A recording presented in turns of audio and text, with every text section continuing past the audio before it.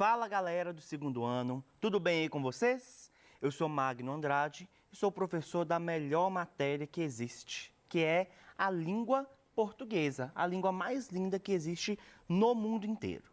E hoje nós vamos falar de um tema, de um assunto muito legal, um tema delicioso de nós falarmos sobre, que é o poema e a musicalidade.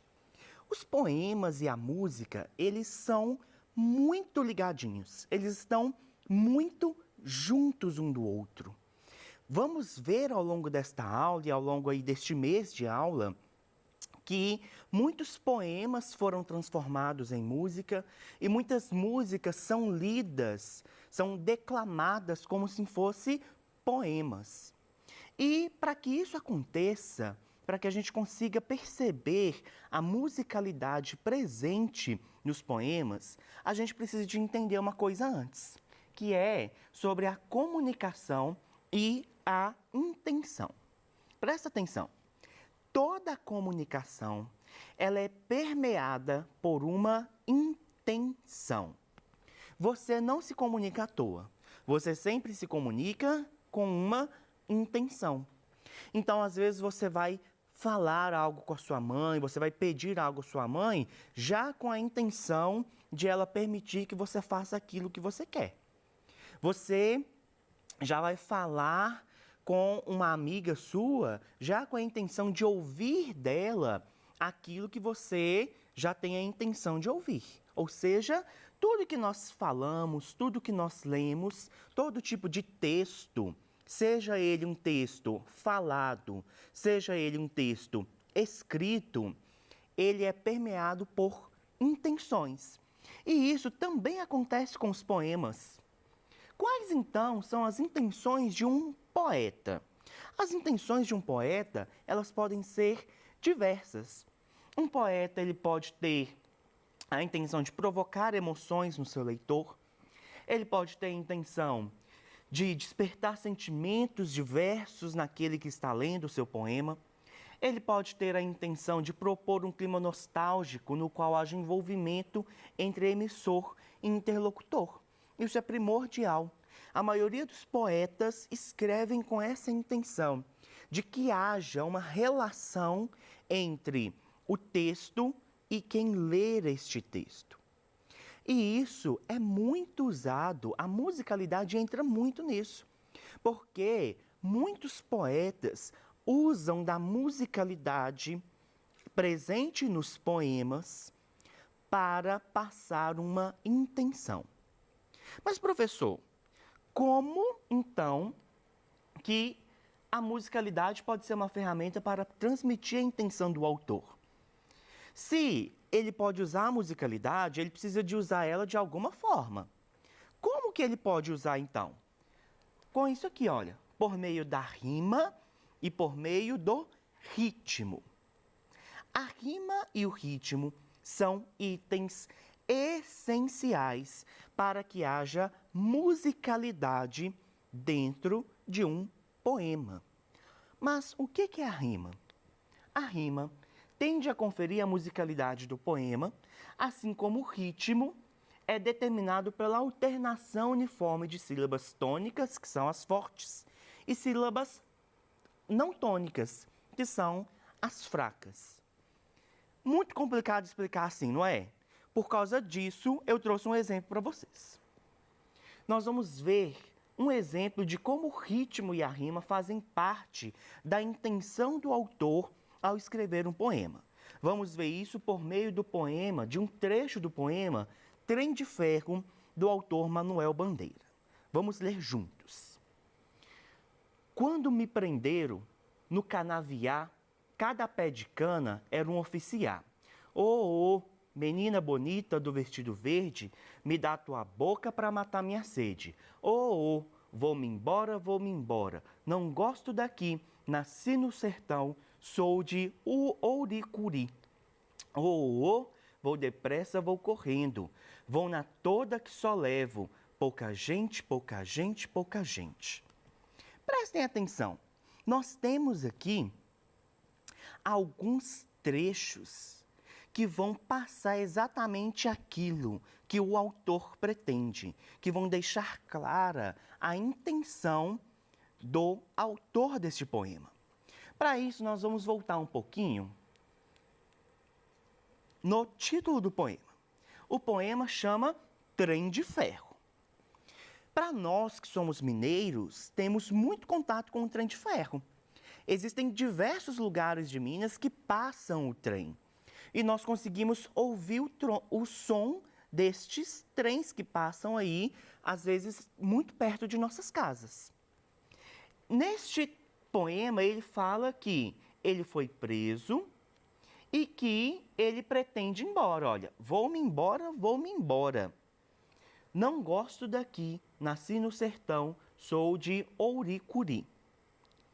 Então, nós temos aqui a presença dessa intenção do autor de ir embora. Essa intenção dele de ir embora, junto com o trem de ferro, nós já conseguimos entender, então, que ele está indo embora dentro do trem. E o ritmo que ele faz com que o poema tenha imita o som de um trem que vai pegando velocidade ao longo do seu caminho. Perceba, vou depressa, vou correndo, vou na toda que só levo. Pouca gente, pouca gente, pouca gente. E esse pouca gente, se você for repetindo ele várias vezes, você vai aumentando a velocidade, você consegue perceber então que estas palavras conseguem imitar o som de um trem que vai aumentando a sua velocidade. Isso é muito importante também por meio desta letrinha, olha, dessas palavrinhas que iniciam as estrofes. Ou que imita também aquele barulho sonoro que os trens fazem quando eles estão partindo ou quando eles estão passando ali por uma área urbana. Percebam então como que este autor ele conseguiu fazer com que o seu poema, por meio da rima e por meio do ritmo, ou seja, por meio da musicalidade, passasse a impressão de que nós estamos ouvindo um trem aumentando a sua velocidade em uma partida. Vamos ver também como que um poema ele pode ser transformado em música de uma forma muito comum, de uma forma muito fácil. Este poema aqui chama Funeral de um Lavrador, do autor João Cabral de Melo Neto.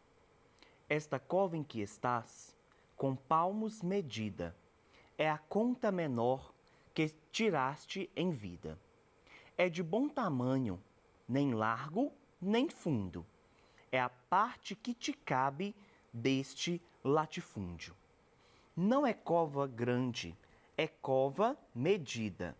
É a terra que querias ver dividida. É uma cova grande para teu pouco defunto, mas estarás mais ancho que estavas no mundo. É uma cova grande para teu defunto parco, porém, mais que no mundo te sentirás largo. É uma cova grande para a tua carne pouca, mas a terra dada não se abre a boca. Este, então, é um poema, como nós dissemos, escrito pelo João Cabral de Melo Neto. Este autor, ele tem uma obra muito bonita, que é onde nós tiramos este poema. Este poema aqui vai tratar de um lavrador que morreu. O que é um lavrador? É aquela pessoa que trabalha na terra. E aí, este lavrador, ele morreu. E neste poema, João Cabral de Melo Neto, ele descreve que aquilo que o lavrador sempre quis, que é ter um pedaço de terra para ele, que é conquistar, né, aquela terra e ver ela dividida entre ele e entre os outros lavradores, agora ele vai receber esta parte em morte, que é o túmulo, né, aquele pedaço de terra ali onde ele foi enterrado. Esta Este poema aqui do João Cabral de Melo Neto, ele tornou-se uma música. Ele foi musicado pelo Chico Buarque e fez um grande sucesso e ainda faz um grande sucesso por onde que passa, por onde que é ouvida. Por meio deste poema, nós podemos ver um belo exemplo de como o poema e de como a música, elas andam juntas, elas andam de mãos dadas. Percebam que há neste poema aqui uma estrutura de rimas. E a rima também permite essa musicalidade. A rima, como nós dissemos, tanto a rima quanto o ritmo, elas que fazem com que haja uma musicalidade presente dentro dos textos. É importante nós falarmos também, ao lermos este poema, desta segunda estrofe, que diz: é de bom tamanho, nem largo nem fundo, é a parte que te cabe deste latifúndio. É aquilo que nós falamos. Este lavrador tentou, e é disso que a história conta, tentou de todas as formas ter um pedaço de terra, conquistar um pedaço de terra ali para si e para sua família, mas o que coube a ele foi trabalhar durante toda a vida, lutar durante toda a vida e ter um pedacinho de terra, que, como diz aqui, de bom tamanho, nem muito largo nem fundo, é de ótimo tamanho para que ele fosse enterrado. Vamos continuar então os exemplos? Gostaria de trazer para vocês aqui a dona Ivone Lara. A dona Ivone Lara, ela nasceu no Rio de Janeiro em 1922 e morreu em 2018, pouco tempo que ela tem que ela morreu. Ela foi uma cantora e compositora famosíssima no país. Só que algo que poucas pessoas sabem sobre a dona Ivone Lara é que ela também foi enfermeira e ela teve uma grande importância na luta contra os manicômios do país. Isso pouca gente sabe, mas é importante nós falarmos aqui sobre o fato de que as pessoas nem sempre são só artistas, que as pessoas nem sempre são só cantores e compositores, mas que também têm outras trajetórias de vida. Eu trouxe para vocês aqui uma música da dona Ivone Lara e eu vou mostrar para vocês como que esta música pode ser declamada como um poema. Aqui nós já temos uma estrutura inversa. Antes, lá do João Cabral de Melo Neto, eu mostrei para vocês um poema que foi musicado, um poema transformado em música.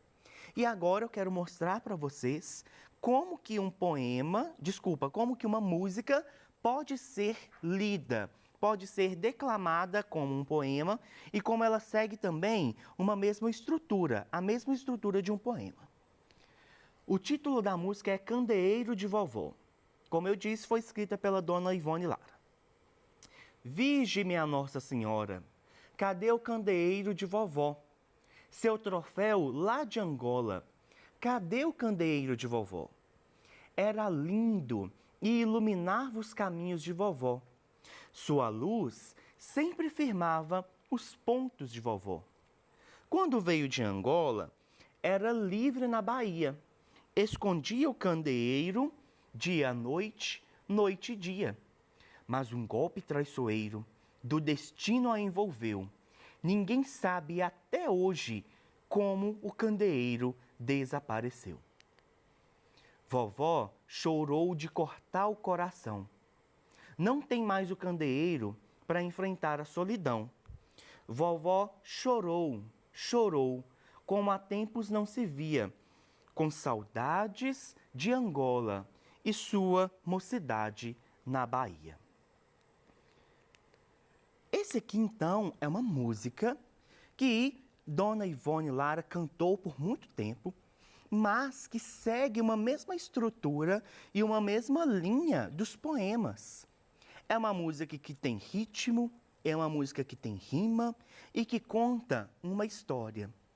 Para quem não sabe, o candeeiro era um equipamento que as pessoas, quando ainda não havia eletricidade, usavam para iluminar a casa. Então, elas colocavam ali em alguns casos velas, em outros casos algum produto que pegasse fogo, e elas andavam ali pela casa segurando o candeeiro para poder iluminar quando era noite. E aqui a dona Ivone Lara conta a história sobre a avó dela que perdeu o seu candeeiro e que ficou muito triste com isso. Percebam aqui, olha, como que nós podemos ver a presença de rima neste trecho. Quando veio de Angola, era livre na Bahia. Escondia o candeeiro, dia noite, noite e dia. Mas um golpe traiçoeiro do destino a envolveu. Ninguém sabe até hoje como o candeeiro desapareceu. Essa estrutura é a mesma usada pelos poemas, uma estrutura de rima. Por quê? Porque é a rima e o ritmo que vão dar a musicalidade. Isso tanto para os poemas quanto para as músicas que nós ouvimos aí. Tem este outro trecho também muito importante. Vovó chorou de cortar o coração. Não tem mais o candeeiro para enfrentar a solidão. Vovó chorou, chorou, como há tempos não se via, com saudades de Angola e sua mocidade na Bahia. Aqui então, nós temos este trecho que vai falar de como que a vovó ficou angustiada, ficou triste, porque o candeeiro não era somente um item que iluminava a casa, que deixava a casa mais clara, mas era um item de companhia. Era um item muito especial para aquela que era dona dele. Por isso tem toda essa tristeza, ao ponto de ela lembrar da Angola, que foi o lugar de onde ela veio, e ao ponto de ela lembrar da sua mocidade na Bahia. Galera, este tema, então, é um tema essencial. Nas próximas aulas que nós teremos, nós vamos tratar sobre como que a musicalidade e o poema estão muito interligados. Vai ser uma aula muito legal também, porque nós vamos continuar com aquele tema que nós tratamos no mês passado, que era sobre a literatura negra. Na próxima aula, então, nós vamos falar sobre o poema e sobre a sua musicalidade, trazida por autores e por autoras negros e negras no nosso país. É muito importante que vocês façam as atividades do PET. Vocês vão perceber que lá no PET, todas as atividades das 4 semanas tratam sobre este assunto, a musicalidade de poemas e de músicas escritos por pessoas negras. Não deixem de fazer essas atividades, envie para nós as suas dúvidas que você tem sobre este tema e, o mais importante, ouçam. Quando você chegar lá e ler a música que está escrita no PET, vai lá na internet, se você tiver como, busque esta música e ouça, porque é a partir disso que você vai conseguir ter uma maior clareza sobre aquilo que você está lendo e você vai conseguir interpretar muito melhor esse texto. Essas aqui são as referências que eu usei para poder produzir esta aula. Eu agradeço vocês pela atenção e até a nossa próxima aula. Beijos e tchau, tchau!